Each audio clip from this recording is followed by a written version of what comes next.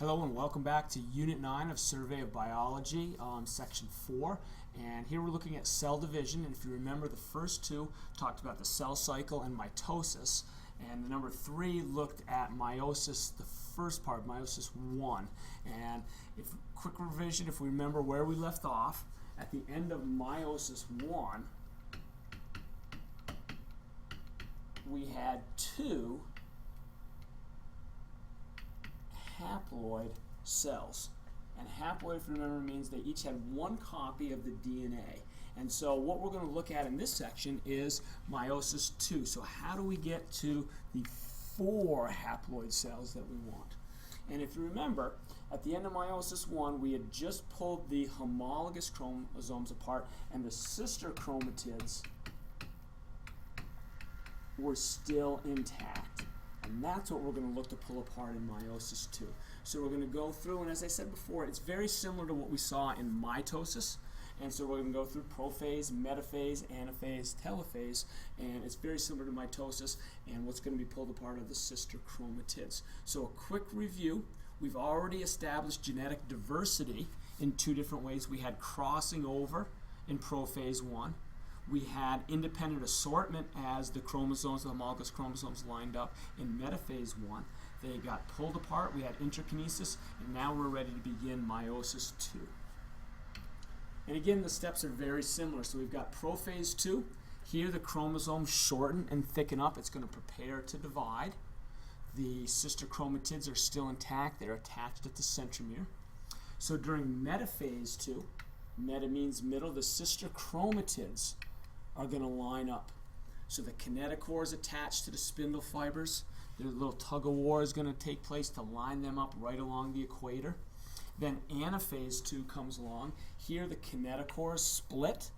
The sister chromatids are separated, and they move to opposite poles of the cells. Now telophase II takes place. The nuclear envelope is reassembled. The cell pinches off, and we end up with our new cells. And if you remember in this cartoon here, it shows for every 2 cells that we started with here at the end of meiosis I, we're going to end up with 4 cells being formed. So this process takes place twice, once for each of the cells. So we have the chromosomes shorten and thicken up. Spindle fibers start to reform in prophase II. The sister chromatids will line up on the metaphase place in metaphase II. They are pulled apart during anaphase, and the sister chromatids will separate. That's the important thing that happens here. And at the very end, we end up with what we just talked about. We had talked about 4 haploid daughter cells. Each have half the amount of DNA that they started with. And the big thing is they are genetically different. Here's where diversity comes into play. And this just real quickly goes through the whole thing, putting it all together from meiosis. Here is our parent cell that, if you remember, we said was diploid, had 2 N chromosome numbers to complete sets, maternal and paternal.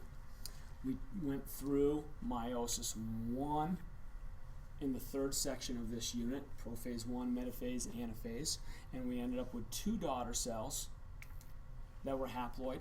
And in the final division, we go through prophase, metaphase, anaphase, and again telophase, and we end up with 4 daughter cells that are each haploid. They have half the amount of DNA that we begin with. And here's where the diversity comes in. Excuse me.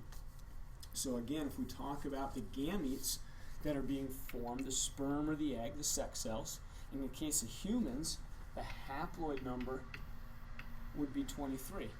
And the parents up here, the diploid number would be 46.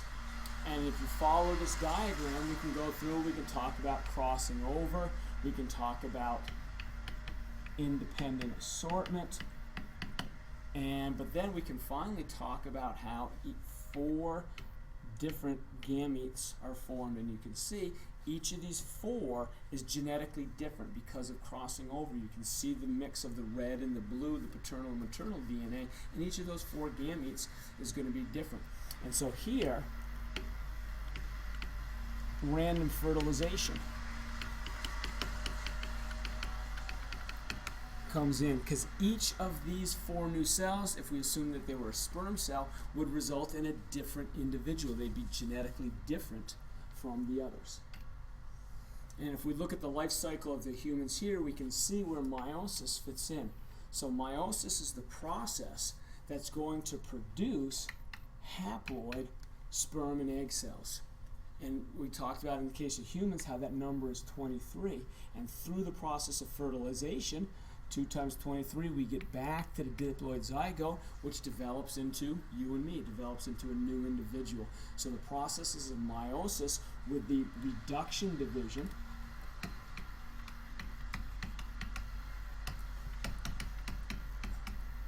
and fertilization that restores the diploid number, keeps this life cycle going for humans and many other organisms.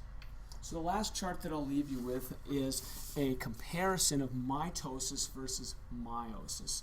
So in meiosis, we do have homologous chromosomes that will line up.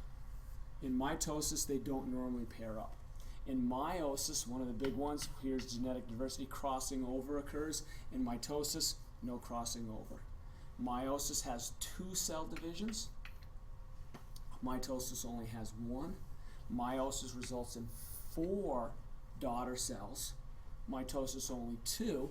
And in mitosis, those 2 daughter cells are identical. In meiosis, the 4 daughter cells are genetically different.